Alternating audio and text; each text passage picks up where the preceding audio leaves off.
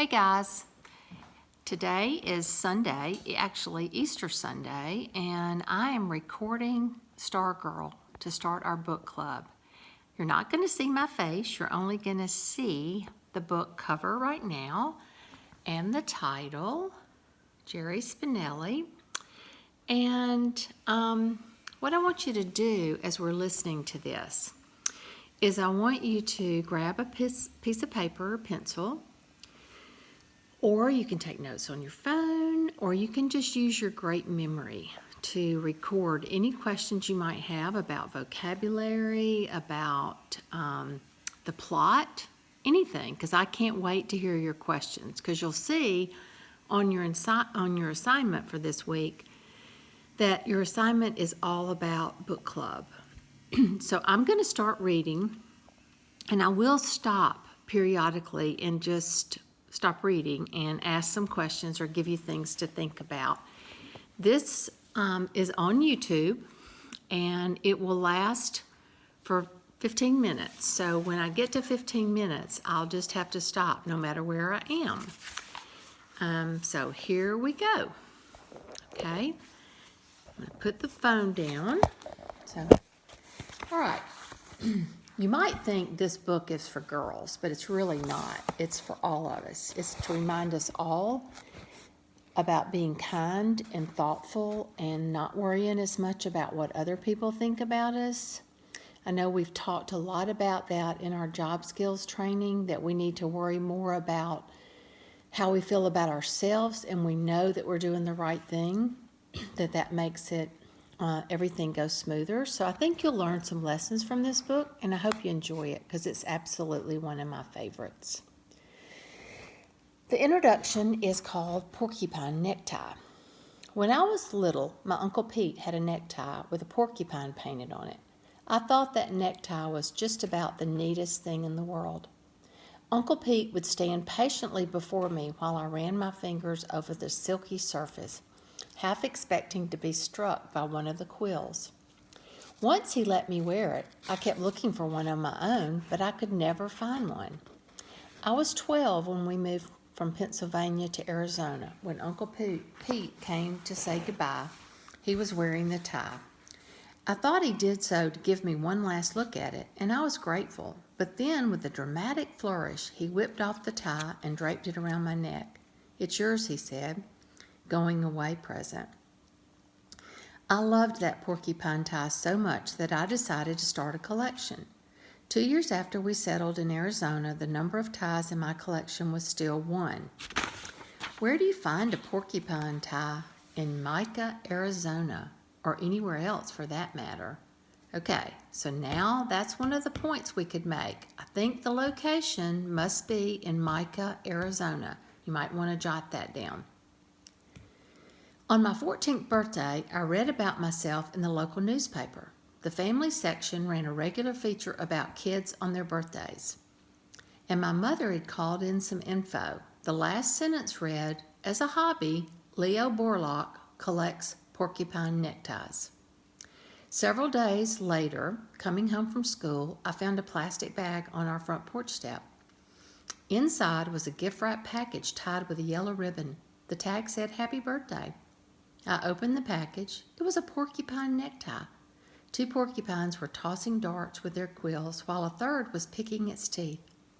I inspected the box, the tag, the paper. Nowhere could I find the giver's name. I asked my parents, I asked my friends, I called my Uncle Pete. Everyone denied knowing anything about it. At the time, I simply considered the episode a mystery. It did not occur to me that I was being watched. We were all being watched. Okay, there's another point in that introduction that Leo Borlaug is who's telling the story, and he's the one that collects porcupine ties. So you might want to write that down.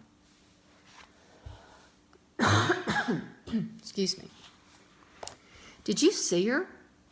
That was the first thing Kevin said to me on the first day of school, 11th grade. We were waiting for the bell to ring. "See who?" I said. "Ha!" He craned his neck, scanning the mob.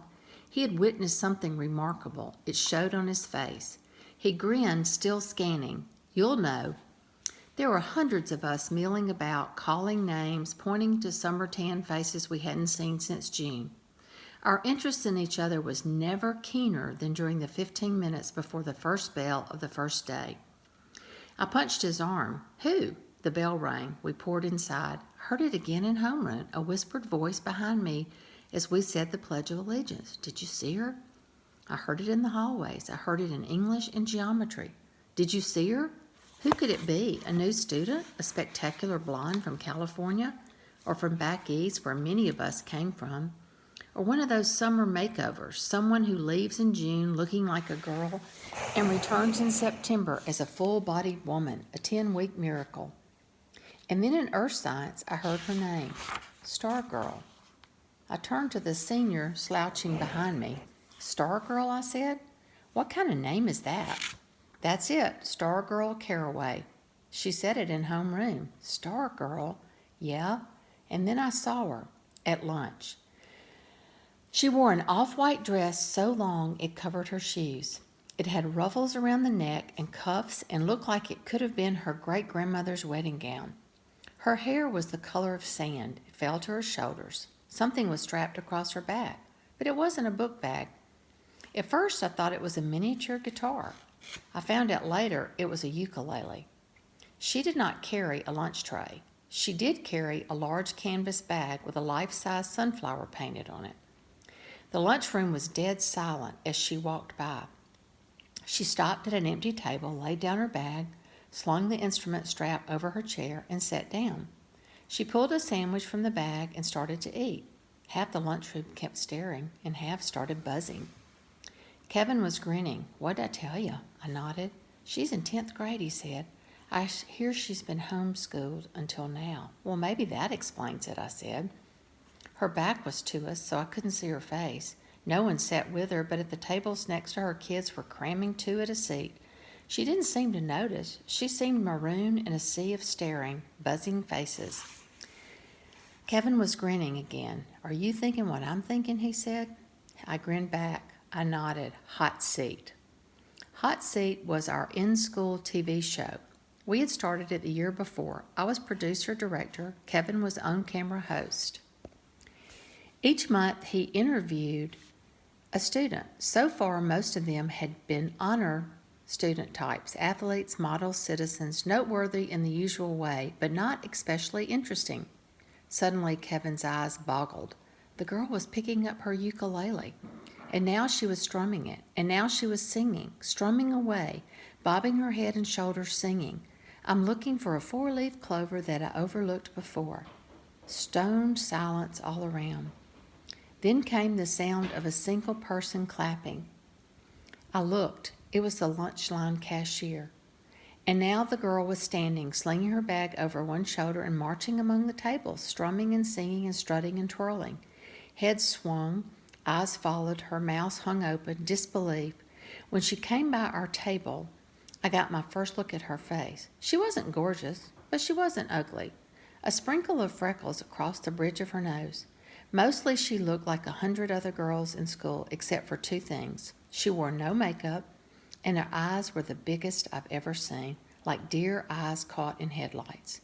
She twirled as she went past. Her flaring skirt brushed my pant leg, and then she marched out of the lunchroom. From among the tables came 3 slow claps. Someone whistled, someone yelped. Kevin and I gawked at each other. Kevin held up his hands and framed a marquee in the air. Hot Seat, coming attractions, Stargirl. I slapped at the table. Yes, we slammed hands. Chapter 2. When we got to school the next day, Hillary Gimble was holding court at the door.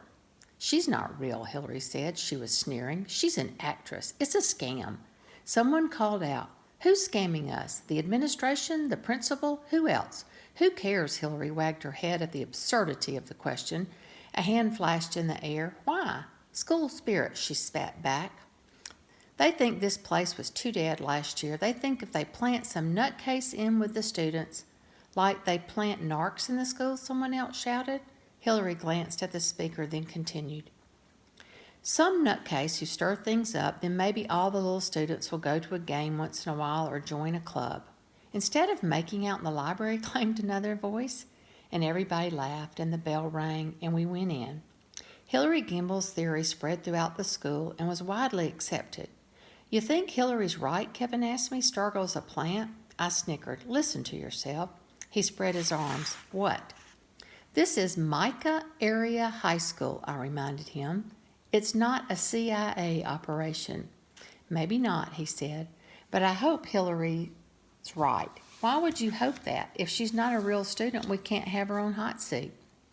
Kevin wagged his head and grinned. As usual, Mr. Director, you failed to see the whole picture. We could use the show to expose her. Can't you see it? He did the marquee thing with his hands again. Hot seat, undercovers, faculty hoax. I stared at him. You want her to be fake, don't you? He grinned ear to ear. Absolutely. Our ratings will go sky high. We're going to stop there for today.